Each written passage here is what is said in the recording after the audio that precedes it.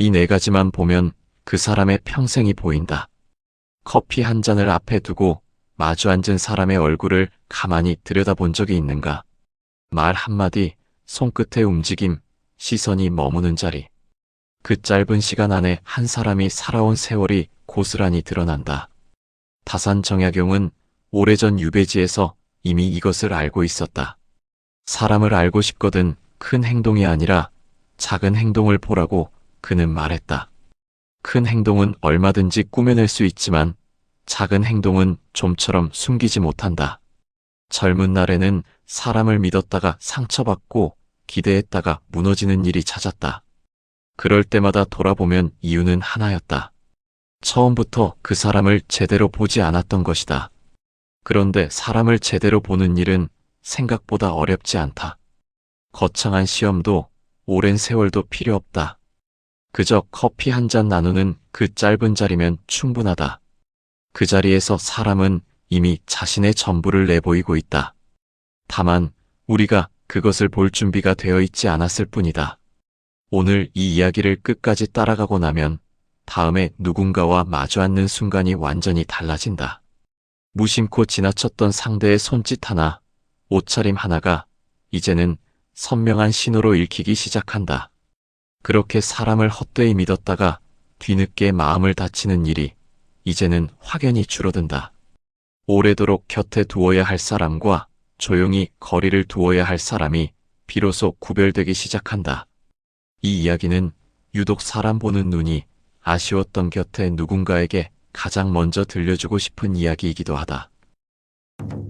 첫 번째로 보아야 할 것은 핸드폰이다. 커피 한 잔을 앞에 두고 마주 앉았는데 상대가 자꾸만 핸드폰을 들여다본다면 그것은 단순한 습관이 아니다. 그것은 지금 이 자리를, 그리고 지금 앞에 앉은 사람을 어떻게 여기고 있는지를 몸으로 말해주는 신호다.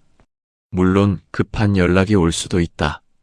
그런 경우라면 먼저 양해를 구하고 잠깐 확인한 뒤 다시 자리로 돌아오면 될 일이다. 그러나 아무런 양해도 없이 자연스럽게 화면을 들여다보는 사람이라면 그 사람의 몸에는 타인을 배려하는 습관이 배어있지 않은 것이다. 다산 정약용은 경이라는 것을 이렇게 풀었다. 마음을 하나에 집중하여 흐트러뜨리지 않는 것이 경이다.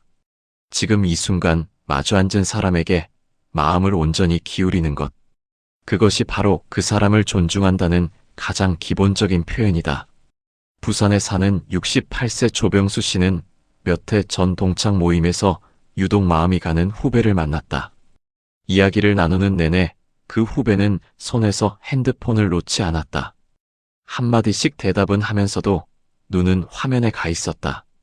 조 씨는 그날 이후 그 후배와 거리를 두기 시작했다.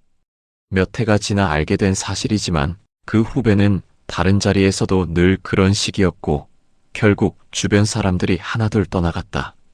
작은 자리에서 드러난 습관이 결국 더 큰 관계에서도 똑같이 되풀이된 것이다. 핸드폰을 내려놓지 못하는 사람은 지금 이 순간에 온전히 머물지 못하는 사람이다. 그리고 그 부족함은 커피 한 잔의 자리에서만 나타나는 것이 아니라 더 깊은 관계, 더 중요한 순간에 더 크게 모습을 드러낸다. 그렇다면 손은 또 어떤 이야기를 하고 있을까? 두 번째로 보아야 할 것은 손의 움직임이다. 사람의 손은 참으로 솔직하다. 입으로는 아무렇지 않은 척 웃으며 이야기를 이어가도 손은 그 사람의 속마음을 그대로 드러낸다. 대화 내내 테이블을 톡톡 두드리거나 냅킨을 접었다 폈다 하거나 잔을 쉼없이 빙빙 돌리는 사람이 있다. 이것은 단순한 손버릇이 아니다. 그 사람의 마음이 지금 이 자리에 온전히 머물지 못하고 있다는 신호다. 정약용은 마음이 고요한 사람은 몸도 고요하다고 했다. 내면이 편안하고 안정된 사람은 자리에 앉아 상대의 말에 귀를 기울이며 생각을 차분히 정리해 나간다. 반면 내면이 불안하거나 산만한 사람은 그 불안이 몸 밖으로 새어나온다. 손이 분주해지고 시선이 흔들리고 앉은 자리에서도 자꾸 몸을 뒤척이게 된다. 다만 여기서 조심할 것이 하나 있다. 단 한 번의 만남으로 그 사람을 단정 지어서는 안 된다는 것이다. 누구에게나 유독 마음이 어수선한 날이 있고 그런 날은 손도 함께 분주해질 수 있다. 대구에서 작은 식당을 오래 꾸려온 71세 한말순 씨는 며느리 될 사람을 처음 만난 날을 아직도 기억한다. 첫 만남에서 그 아가씨는 계속 손톱을 만지작거리며 시선을 피했다. 한 씨는 처음엔 그저 낯설어서 그런가 보다 하고 넘겼다. 그런데 몇 차례 자리를 더 가져보니 매번 똑같은 모습이 반복되었다. 한 번의 어색함이 아니라 그 사람이 늘 지니고 있는 마음의 습관이었던 것이다. 정약용이 여러 번 보고 그 패턴을 읽으라고 한 것도 바로 이런 이유에서였다. 한 번의 관찰이 아니라 반복되는 패턴을 통해 그 사람을 이해해야 한다. 상대의 말에 진정으로 귀를 기울이는 사람의 손은 자연스레 고요해진다. 그 고요함 속에 그 사람의 안정감이 배어 있고 그런 사람은 관계에서도 쉽게 흔들리지 않는다. 그렇다면 겉으로 드러나는 모습은 또 무엇을 말해주고 있을까? 세 번째로 보아야 할 것은 옷차림, 그 중에서도 지나친 거칠애다. 이 이야기는 조심스럽게 꺼내야 한다. 좋은 옷을 입고 자신을 잘 가꾸는 것은 자기 자신에 대한 존중이며 상대에 대한 예의이기도 하다. 그 자체로는 아무 문제가 없다. 문제는 그 정도가 지나쳐서 마치 자신의 가치가 걸치고 있는 것에 달려있는 것처럼 구는 경우다. 만나자마자 자신이 가진 것들의 값을 슬쩍 흘리거나 상대의 옷차림을 위아래로 훑어보는 눈빛을 보내는 사람이 있다. 정약용은 이에 대해 분명히 말했다. 화려한 겉모습에 집착하는 것은 스스로 내면이 비어있음을 드러내는 일이다. 진정으로 자신에 대한 확신이 있는 사람은 굳이 겉으로 자신을 증명하려 하지 않는다. 그 사람에게서 풍겨나오는 여유와 품격이 이미 모든 것을 말해주기 때문이다. 반면 내면이 불안한 사람은 그 빈자리를 바깥의 것으로 채우려 한다. 광주에서 오랫동안 옷가게를 해온 65세 임정옥 씨는 단골 손님 중 유독 기억에 남는 한 사람이 있다. 가게에 올 때마다 온몸에 로고가 큼직한 옷을 겹겹이 두르고 늘 값을 먼저 물었다. 처음엔 화려하고 세련되어 보였지만 대화를 나눌수록 그 안에 무언가 텅 빈 느낌이 있었다. 시간이 지나 알게 된 사실은 그 손님이 형편이 어려운 날에도 끝내 그 겉모습을 내려놓지 못했다는 것이었다.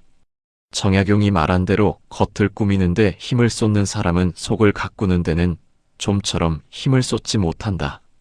이 두 가지는 동시에 이루기가 참 어렵다. 물론 젊은 시절에는 누구나 겉모습에 더 마음이 가기 마련이다. 그것은 자연스러운 일이다. 그러나 나이가 들고 삶의 진짜 무게를 겪을수록 사람은 자연스레 안으로 눈을 돌리게 된다. 그렇게 안으로 눈을 돌린 사람에게서는 말로 설명하기 어려운 깊은 여유가 느껴진다. 그것이 진짜 아름다움이다. 이제 마지막으로 가장 작지만 가장 많은 것을 말해주는 순간이 남아있다. 네 번째로 보아야 할 것은 신발을 벗는 모습이다. 얼핏 보면 아주 사소한 일처럼 보인다. 그러나 신발을 벗는 방식 하나에서 그 사람이 타인의 공간을 어떻게 여기는지가 고스란히 드러난다. 누군가의 집에 들어설 때 신발을 가지런히 벗어놓는 사람이 있고 아무렇게나 벗어던지는 사람이 있다. 그것은 지금 자신이 서 있는 곳이 누군가에게 소중한 공간이라는 사실을 인식하지 못하거나 인식하면서도 배려하지 않는다는 뜻이다. 정약용은 작은 예를 지키지 않는 사람은 큰 예도 지키지 않는다고 했다. 예는 단순히 격식을 차리는 일이 아니다. 그것은 상대의 공간과 마음을 헤아리는 태도다. 신발을 가지런히 벗어놓는 것은 그 집에 사는 사람을 존중한다는 아주 작은 표현이다.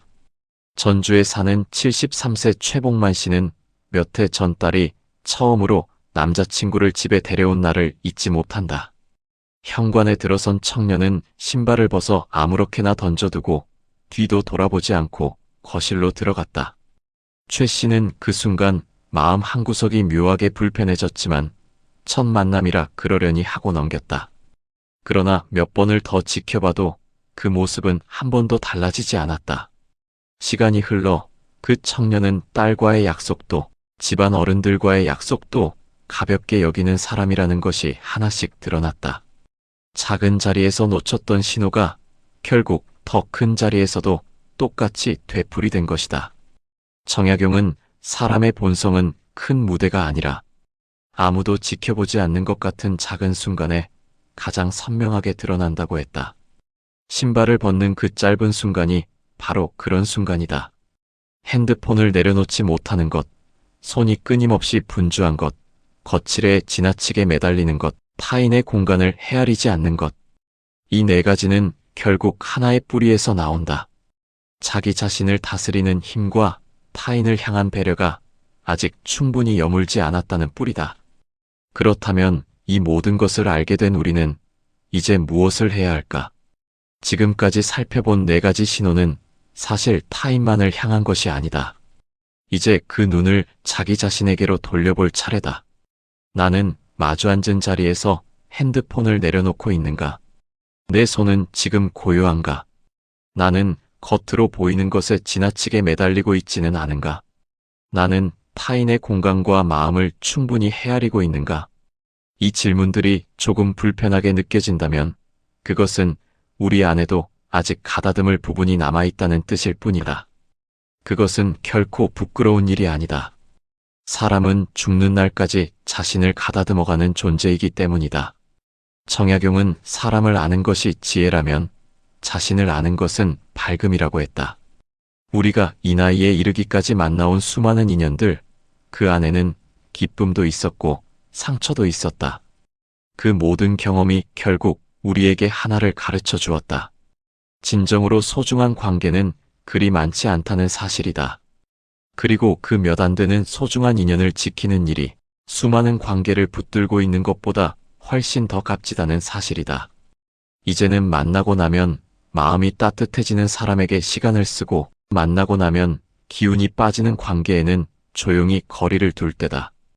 그것은 냉정한 일이 아니라 현명한 일이다. 커피 한 잔을 앞에 두고 마주 앉은 그 짧은 시간, 그 안에 이미 답이 있었다. 이것은 다산 정약용의 한 줄의 명언이다. 오늘 이 이야기가 마음에 와닿으셨다면 곁에 있는 소중한 분과 함께 이 시간을 나눠보시기를 권한다. 구독과 좋아요는 이런 이야기를 계속 전할 수 있는 힘이 된다. 다음 이야기에서는 정약용이 평생 곁에 두었던 또 다른 삶의 문장 하나를 들고 찾아오겠다.